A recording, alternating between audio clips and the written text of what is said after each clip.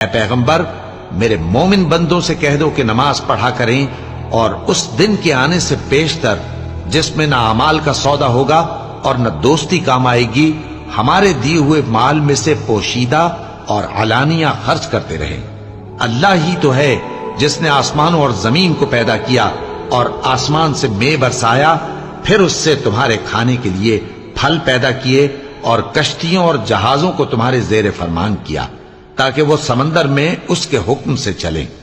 اور نہروں کو بھی تمہارے زیر فرمان کیا، اور سورج اور چاند کو تمہارے لیے کام میں لگا دیا کہ دونوں دن رات ایک ڈگر پر چل رہے ہیں، اور رات اور دن کو بھی تمہاری خاطر کام میں لگا دیا، اور جو کچھ تم نے مانگا سب میں سے تم کو عنایت کیا، اور اگر اللہ کے احسان گننے لگو تو شمار نہ کر سکو، مگر لوگ نعمتوں کا شکر نہیں کرتے۔ کچھ شک نہیں کہ انسان بڑا بے انصاف ہے،